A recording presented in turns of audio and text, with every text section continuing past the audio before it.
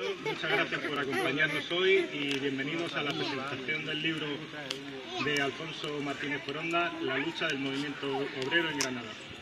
Es una presentación que queríamos hacer desde hace bastante tiempo en el pueblo, pero que por diversos motivos no hemos podido realizar antes.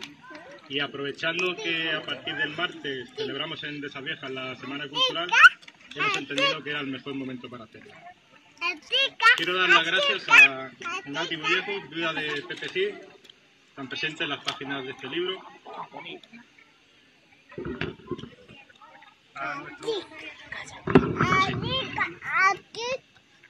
A nuestros camaradas del Partido Comunista en Granada, Juan Francisco Arenas de Soria y Antonio Ruiz Valdivia, por acompañarnos esta noche.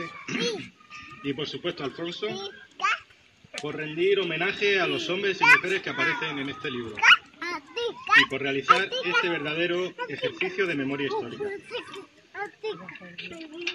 Hombres y mujeres que ofrecieron a la sociedad lo mejor que tenían, su libertad e incluso en ocasiones sus vidas.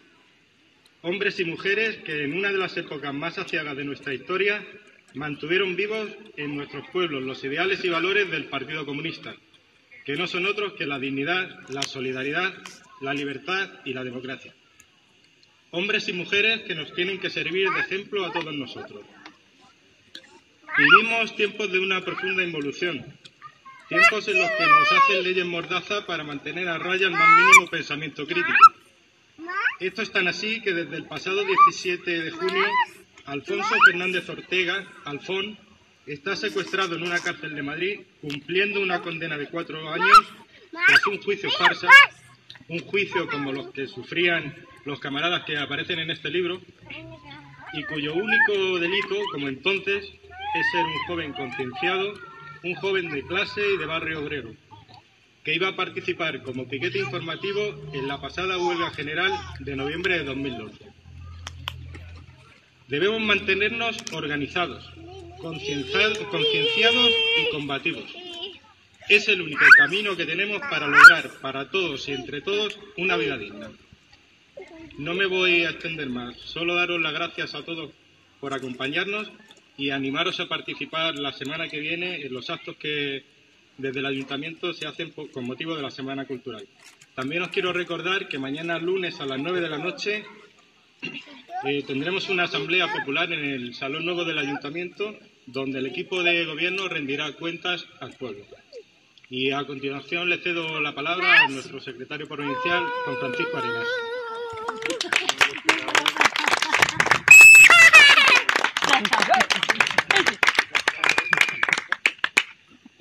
Yo estaba tuiteando el acto y como no me habían dicho nada, pues bueno, muy rápidamente, lo primero daros las gracias primero por este acto, porque creo que es un acto de justicia, que es un acto de memoria y que es un acto, como muy bien ha dicho nuestro secretario político de Desaviejas, para seguir luchando, ¿no? Porque las luchas de hoy son parte y continuidad de las luchas de ayer. De manera que un abrazo a todos y a todas y simplemente unas palabras, ¿no?, de reconocimiento a Alfonso por el gran trabajo que ha hecho. Aproximadamente hace un año, en eso de, dice, ¿qué libro me voy a leer estas vacaciones? Pues precisamente me leí el libro que ha escrito Alfonso sobre Pepe Cid, sobre Paco Portillo, al final de cuentas sobre la historia del partido, porque el Partido Comunista está hecho por hombres y mujeres y son esos hombres y mujeres los que han escrito su historia con su lucha, con su sangre en muchos casos y con sus vidas. Así que Alfonso recibe el agradecimiento en nombre del Partido Comunista de Andalucía en Granada y en mi nombre propio, porque es un gran trabajo, porque nos ayuda a recuperar la memoria de lo que somos y de lo que queremos ser también. Así que poco más puedo decir, ya que quien tiene mucho que decir precisamente es Alfonso por ese gran proyecto de investigación. Y un saludo a muchos de los actores y actrices de ese libro, que no es que sea una interpretación, sino que han sido un trocito de vuestras vidas, ¿no? A Lola, a Nati, a Antonio y a todos y todas los que habéis contribuido a que esa lucha haya permanecido viva hasta hoy, porque no es solamente la historia del pasado, sino que nosotros tenemos que escribir la segunda parte de ese libro, así que Cande, compañeros, compañeras, camaradas, sigamos escribiendo la lucha del movimiento obrero en Granada. Muchas gracias. Alfonso, por la palabra tuya.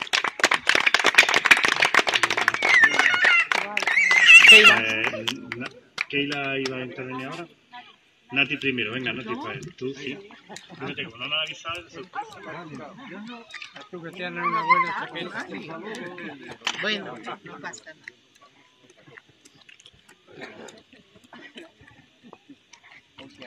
Bueno, gracias primero por vuestra invitación, que ha sido un placer de estar aquí con vosotros. Y yo, pues como decía Juanza, mi reconocimiento más absoluto a mi compañero, a mi camarada, a mi amigo, Alfonso Fronda y a Luis.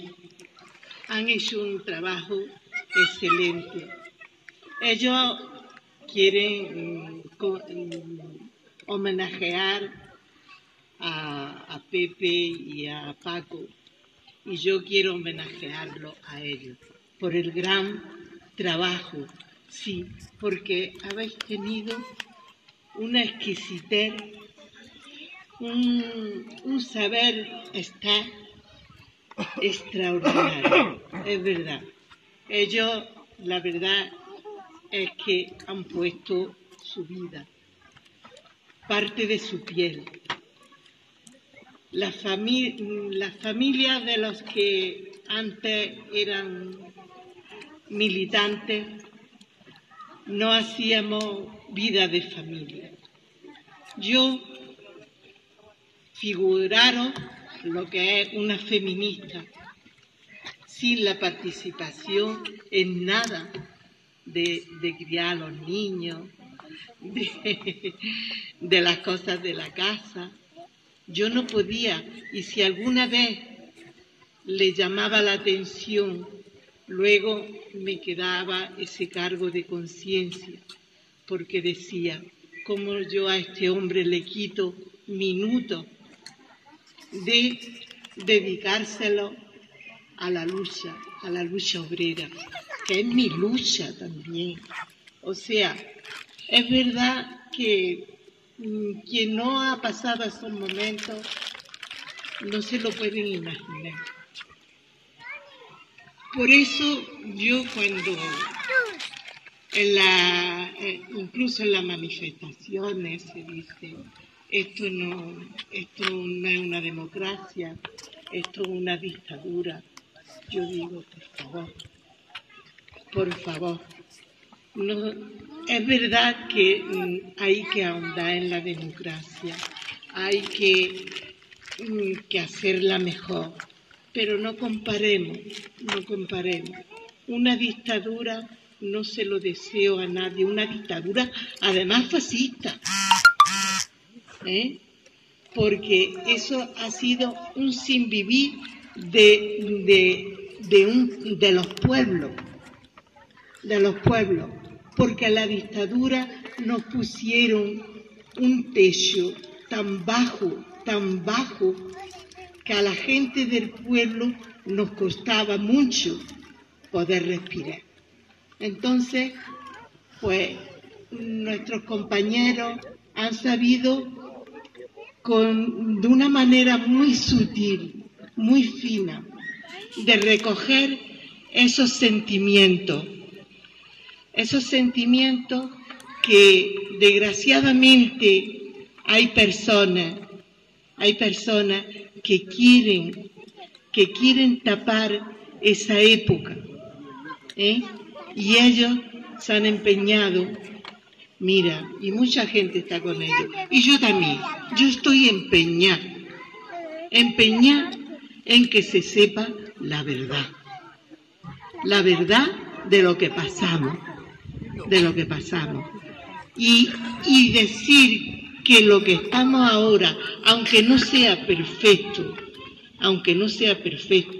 no tiene nada que ver con lo que pasamos, y que gracias a esa gente, hoy podemos estar aquí, que es que antes no podíamos No podíamos estar cuando yo digo ahora, cuando el 15M, esa multitud yo me emocioné, digo, si nosotros, en la época que nosotros estábamos, hubiésemos podido tener eso, las plazas, podernos comunicar con la gente, que es que no podíamos.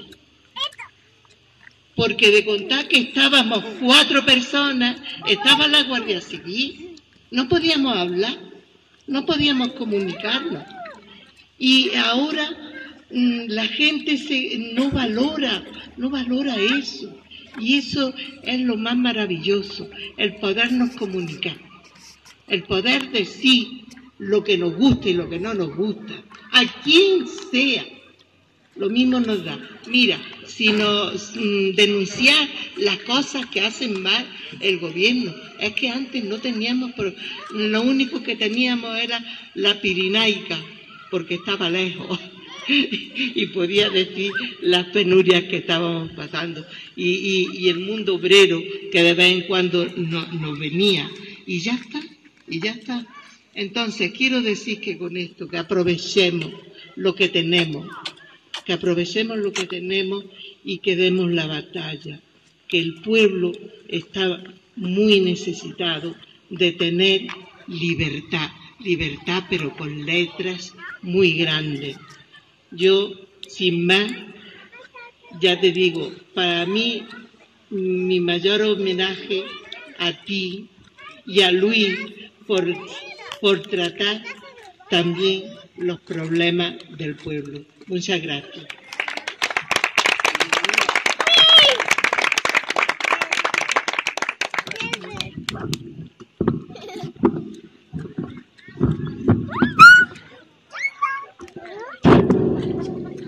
Yo es que soy diferente. Buenas tardes, compañeros, camaradas de Dehesas. Bien intervenidos minutos. Voy a empezar felicitándoos por el triunfo electoral en Dehesas Viejas. De esa forma se hace camino andando, con el ejemplo. Me gustaría ser muy breve, pero hacer un homenaje esta tarde a 3 personas de Dehesas Viejas ya muertos: Juan Martínez Gómez, Francisco Barea Gavilanes y Alfredo Ferrán Tito, que cayeron el año 61 en la cárcel y que fue el comité que había entonces en Dehesas Viejas. Agradecer a la Fundación de Comisiones Obreras el inicio de la edición de este libro y, cómo no, Alfonso Martínez Foronda, un arduo trabajo durante años recopilando datos e hilvanando los datos. No era fácil porque, mirad, antiguamente teníamos hasta la desgracia de que no podíamos dejar nada escrito. Por lo tanto, se iban muriendo los camaradas y se llevaron mucho a la tumba grandes secretos de la lucha de la clase obrera en Granada. No podíamos dejar nada escrito porque era un gran peligro. Alfonso ha hecho un trabajo encomiable, porque mirad, la historia, si no se escribe, el túnel oscuro del tiempo la absorbe y quedan en nada. Y el escribir los libros no es, al menos para mí, no es festejar y decir en ellos que los comunistas fuimos los más valientes, no. Los comunistas cumplimos nuestro cometido de lucha con la dictadura como correspondía en aquellos tiempos y lo cumplimos con creces. Para daros un dato, en el año 61 en Andalucía cayeron 377 comunistas en la cárcel, de los cuales 204 eran de Granada, y un socialista, no recrimino nada, un socialista que era de la UGT, no era del PSOE. Esto es un indicador de que no es presumir de más valientes, sino un indicador que deje la historia y la huella de que el Partido Comunista fue el único capaz de luchar contra la dictadura. el único que le echó el valor donde se dejó un reguero de presos políticos y un reguero de sangre de nuestros camaradas. Estamos bastante orgullosos de haber cumplido con aquel cometido simplemente por el hecho de que la democracia haya venido a España. Que luego es verdad que no se ha reconocido en la urna, estupendo, no pasa nada, nuestra historia queda ahí. Hay generaciones que nos seguirán.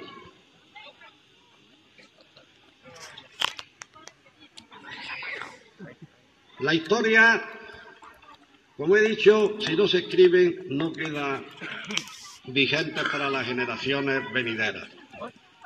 Es verdad que hay una serie de generaciones, de 3 o 4 generaciones, que se han adormecido un poco porque el capitalismo es bastante inteligente. Nos brinda las migajas, nos creemos que está todo hecho, nos creemos que no hay que seguir luchando y cuando nos viene una situación como la actual nos damos cuenta de que la lucha es continua. La lucha es imparable, la lucha es el día a día. Voy a terminar leyendo una cosa que me ha llamado la atención. El libro, desde luego, lo he leído ya 2 o 3 veces. Pero en la parte posterior del libro, esta tarde me ha llamado la atención esta frase. El viento de la dictadura aventa el buen grano de los dirigentes. Entonces, dirigente era sinónimo de comisaría, cárcel, listas negras y despidos. No era ninguna bicoca ser dirigente del Partido Comunista, en absoluto. En estos tiempos no valía lo de la mujer del César, porque no era cuestión de parecer, sino de ser el primero en la línea de fuego. Y eso casi siempre terminaba quemando a nuestros camaradas y a quienes decidimos formar parte de la resistencia contra el franquismo. Resistencia sí, porque hasta la muerte del dictador la dictadura franquista siguió metiendo presos. En realidad es verdad que te quemaba, pero yo añadiría una cosa. Había 2 salidas al castigo de la política social, como pasó en la posguerra.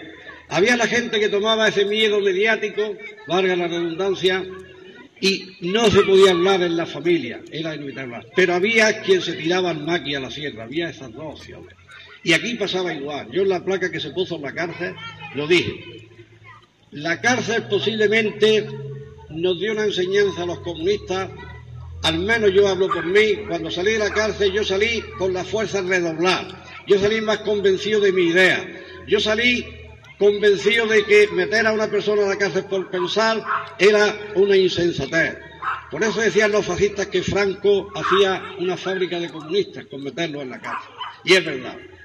Bien, es verdad que había que ser comedido porque el partido te lo indicaba, estaba vigilado, controlado, la actividad no era de una forma, era de otra y tal. Pero yo creo que hubo camaradas que a medida que lo metían en la cárcel salía con más fuerza. Y voy a mencionar un caso que Alfonso lo saca mucho en el libro, que es de Emilio Servilla. Emilio Servilla machacado, masacrado y nada, no había forma. Y venía alguien a la cárcel, y venía alguien a la comisaría. Por lo tanto, pues digo que el efecto puede ser de una forma o de otra. Y termino. Quisiera recordar... Y la mesa con él. Os voy a presentar algunos datos de su biografía y de su trayectoria personal y profesional, aunque he de reconocer que sería difícil describir a Alfonso en estos meros datos, pues él es un gran luchador en el día a día, con una actividad continua, y las que tenemos la suerte de poder conocerle, podemos dar fe de su imparable labor y energía que nos transmite y de la que aprendemos en cada momento. Alfonso es natural de Jaén, empezó como militante del PC en 1974, con tan solo 16 años, y 2 años más tarde fue uno de los fundadores de Comisiones Obreras en Villacarrillo, en su pueblo. Desde el sindicato en 1978 dirigió junto a otros compañeros la primera huelga de la aceituna desde la Guerra Civil y por lo que fue detenido y multado. Años después llegó a Granada, donde estudió Filosofía y Letras y donde participó en varias luchas del movimiento estudiantil, siendo agredido en numerosas ocasiones por la extrema derecha, pero esto no impidió ni logró paralizar su actividad política y sindical. Es elegido secretario general de Comisiones Obreras de Jaén del 1993 hasta el año 2000 y desde 2014 es responsable de Política Internacional y Cooperación en la Comisión Ejecutiva de Comisiones Obreras de Andalucía, desde donde preside actualmente la Fundación de Estudios Sindicales, Archivo Histórico y de la Fundación Paz y Solidaridad. Cuenta con numerosas publicaciones, tanto de carácter docente como en relación a su actividad sindical. Ha sido colaborador habitual en Diario Jaén hasta 2004, con numerosos artículos de opinión. También como historiador cuenta con otras publicaciones sobre el movimiento obrero andaluz, recibiendo con una de ellas el premio a la investigación que otorga la Consejería de Gobernación y Justicia de la Junta de Andalucía. También recibió un premio de la Consejería de Comercio e Industria como director de una obra en relación a la memoria de Antonio Machado. Y ha coordinado y coordina con otros historiadores recientes publicaciones sobre la represión franquista y la legalización del sindicato. Bueno, y tenemos que decir que todo esto en relación a su labor paralela como docente desde 1984. Ha trabajado como profesor en centros de Madrid, Cádiz, Jaén y Granada, siendo director en muchos de ellos. También ha participado en consejos escolares municipales, al mismo tiempo que ha colaborado y ha creado grupos de teatro con alumnos y profesores, montando hasta 18 obras de autores de reconocido prestigio. Actualmente coordina y dirige un grupo en Granada en el que tengo la suerte de poder participar y que espero y aprovecho para invitarle a que pronto realice una representación aquí en nuestro pueblo. Decía Fontaine, la tarea del próximo siglo será la de recuperar a los dioses. Probablemente lo que sí quiso significar con esta frase es que la humanidad tendrá un futuro sombrío si no aparece en nuestro horizonte hombres y mujeres que, yendo más allá de sí mismos y de sus propios intereses, nos puedan dar ejemplo de generosidad universalista y de heroísmo. Porque los grandes héroes de nuestro tiempo quizás no sean siempre visibles, pero sí activos. Son todos aquellos que se enfrentan a la injusticia, a las desigualdades, a la intolerancia, se produzcan donde se produzcan, estén donde estén. Son los que hacen propuestas las indispensables, decía Bertolt Brecht. Y seguía diciendo, hay hombres que luchan un día y son buenos, hay otros que luchan un año y son mejores, hay quienes luchan muchos años y son muy buenos, pero hay los que luchan toda una vida, esos son los imprescindibles. Y Alfonso es uno de esos grandes hombres imprescindibles, así que sin más le cedo la palabra.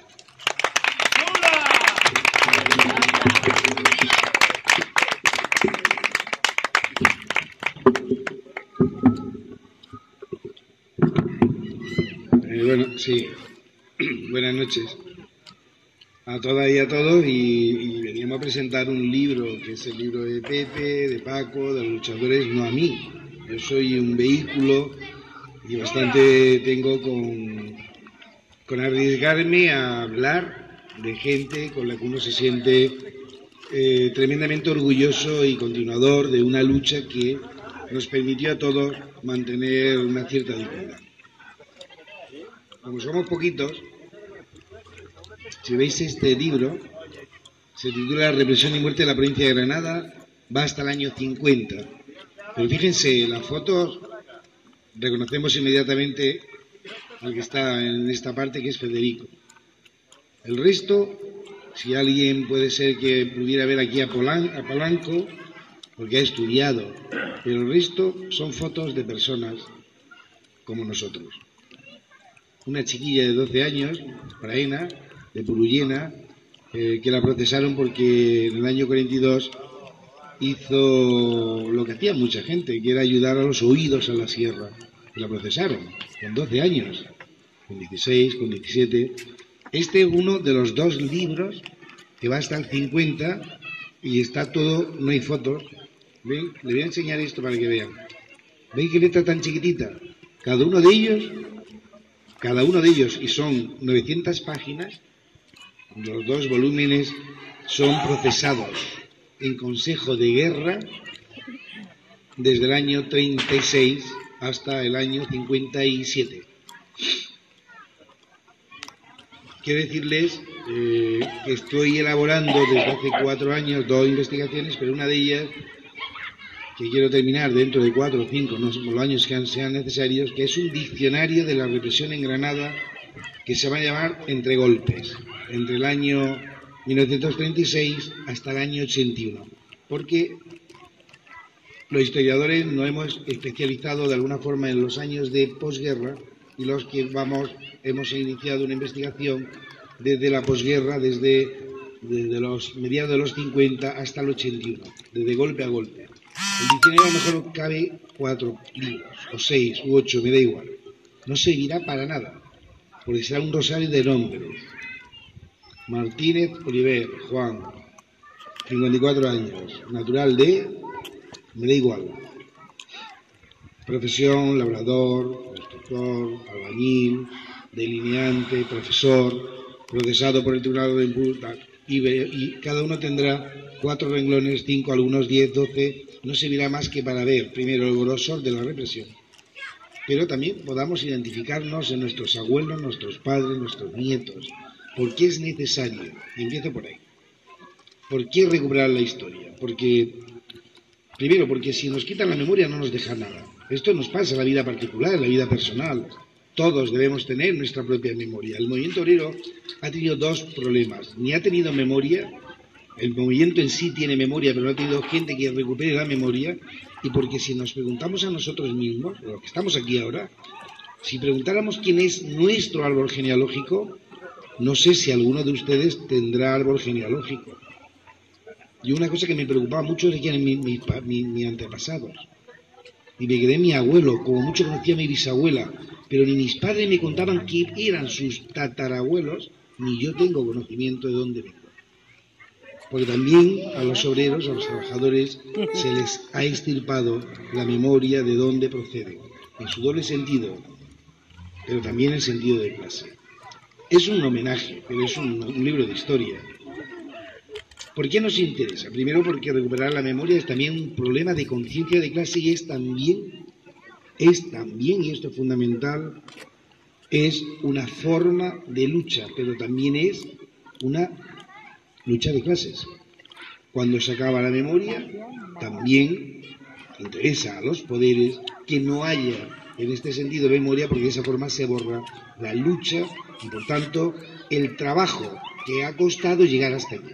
Y quiero empezar por ahí, enlazando con lo que decía Nati, porque cuando se escuchan determinadas opiniones de determinados líderes, donde se borra de un plumazo el pasado, se es doblemente injusto. Primero porque no es por hacer, pero se ha conseguido mucho.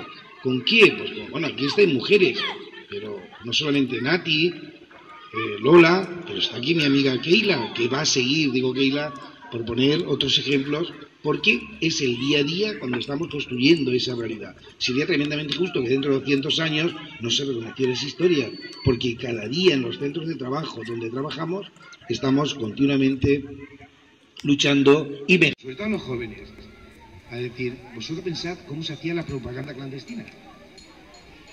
Una vietnamita. Y traer la primera vez que hicieron los estudiantes granadinos en la Facultad de Filosofía y Letras, la primera revista en nuestra lucha de comisiones obreras, en el 68 tuvieron que robar la multicopista un fin de semana y luego llevársela. La primera multicopista que viene a Granada en el 70 y la tuvieron en un lugar de la Chana. Cuando cae el partido en el 70 se quedó abandonada y allí ¿quién se la queda? Llévatela tú, yo no la quiero. Estamos hablando de cosas, bueno, ¿cómo se compraban los folios? Deme usted 10.000 folios. Pues no, porque la policía lo tenía a los 2 días. Podeme usted 200 sobres, podeme usted 4 tonel de tinta, que hay que hacer. Es decir, cualquier cosa, era todo un mundo. En ese sentido, los instructores del partido jugaron un papel esencial. A mediados de los 50 empiezan a reorganizar el partido. Claro, un partido que se organiza con gente joven. Esto me interesa remarcarlo, con gente muy joven. Gente, y siempre trabajadores, y solo trabajadores. Hasta el año, si no recuerdo mal, 70, 68, 69, 70, que empiezan a entrar algunos estudiantes, pero no profesores, Digo que tengáis en cuenta todas estas cosas porque ahora es muy fácil hablar desde la universidad. A mí me indigna cuando algunos profesores de universidad tienen la lengua tan larga y la memoria tan corta. Porque no hubo nadie. Era un movimiento estudiantil, después, pero primero el movimiento obrero. Empieza a reorganizarse el partido y en el 61, con gente joven, que muchos de ellos tenían nociones básicas, porque el mundo obrero llegaba a cuentagotas. No había curso de formación. Vamos a sentarnos mañana, que nos vamos a reunir, que vamos a hacer un curso de formación marxista. Vamos a estudiar a la Marta Hanneke. ¿No? Era gente joven que trabajaba y en sus ratos libres se veían y tal. Y hay una primera caída en el año 61. Se lleva por delante a 204 personas. Algunos de ellos con consejo de guerra, tira para Cáceres, pero no es solamente lo que caen, sino cómo caen y el miedo que vuelven a dar. Reconstruir otra vez el partido. Es una carrera, es como lo de Sísifo. Subir, bajar y vuelta a empezar. La llegada de Portillo, lo hemos simbolizado en Paco Portillo, podría ser cualquier otro, a Granada en el año 63, mandado por el Partido Comunista. Es un campesino de Moraleda, que tiene unas nociones muy básicas, que se va a parir, se mete en el partido. Es una persona, como decía nuestro amigo López Bulla, los campesinos huelen, ¿no? Pero tienen una intuición a largo plazo, otean el horizonte, y él tenía esa pituitaria. Pero Paco Portillo, que es el hombre del maletín, pues coge el maletín y empieza a conectar con quién habían caído en el 61. Pues aparecen otra vez otros jóvenes, algunos de los mayores que habían quedado libres, pero tocados, algunos perseguidos por la policía y otros derrotados. Porque mucha gente también se derrotaba y le tenía miedo, claro que sí. Sin trabajo, perseguidos. Esto es una vida militante, pero una vida muy humana. Volver a empezar. Y cógete un autobús y vete a un sitio, vete a otro, en fin, era un tema muy complicado. Reconstruir el partido a partir del 61 y empezar a partir del 65 a reorganizar lo que no existía, que era el poquito movimiento obrero en una provincia como Granada, o Jaén, o Almería, las provincias orientales de Andalucía, donde no hay tejido industrial. Lo poco que hay en la construcción, algo muy pequeño del metal, y no más. Pues era un tema muy complicado. Eso es lo que ha intentado reconstruir el libro. Cómo, quiénes fueron, cómo lo empezaron a hacer y cómo el día a día, echando valor, valentía y mucha generosidad, de tajo en tajo, hablando con compañeros, intentando convencerlos, hasta llegar a las elecciones sindicales del 66, franquistas. Esto es fácil de decir. Pero ellos cuando hacían las entrevistas, pero es una tónica no solo aquí, sino en el resto de Andalucía y en España, era ir al vertical, donde estaban todos los fachas metidos. Preguntar cómo se hacían las normas, cómo se hacen unas elecciones, qué eran las listas, cómo se hacían las listas. Estamos hablando de trabajadores, muchos de los cuales tenían solo estudios primarios, porque también el franquismo se había encargado de cortar las posibilidades educativas de los trabajadores y trabajadoras. Ir a las elecciones y ganarlas. Eso no se hace de un día para otro. Y se ganan en algunos sectores, en otros no se tocaba. Pero se gana en la construcción, por ejemplo. Y a partir de ahí empezar a acumular fuerzas desde la intuición y desde la sensatez. Y desde la sensatez. Porque mirad, yo he escuchado a muchos líderes obreros y todos lo tenían muy claro. Para el movimiento sindical no es tanto ganar lo que no se puede cumplir, sino las posibilidades que tenían reales de conquistar espacios. El vertical, el espacio de la negociación colectiva, el espacio de las reuniones, la posibilidad de mejorar nuestras condiciones de vida un poquito más, no pedir lo imposible, porque sabían que lo imposible les lleva a la huelga de la construcción. La huelga de la construcción, que le hemos dedicado un capítulo especial del 70, el 21 de julio del 70, es significativa no solo porque empieza a reconocer cómo un grupo de trabajadores desconocidos son capaces de echarle un pulso al régimen, y no solamente por el resultado trágico de las 3 personas que murieron y las decenas de heridos, sino porque ponía en bandeja las dificultades que tenía el movimiento obrero para, en esos momentos, volcar el pulso a todo un régimen. Cuando Nate decía, nos juntábamos 4, los primeros de mayo.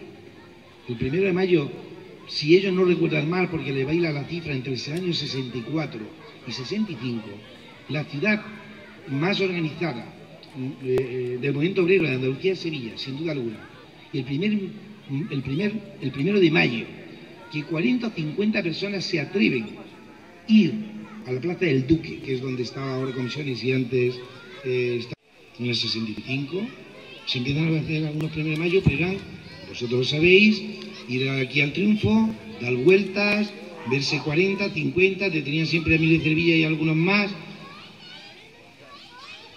65, 66, 67, 68, 69, 70 y vamos hasta el 1 de mayo legalizado del 78.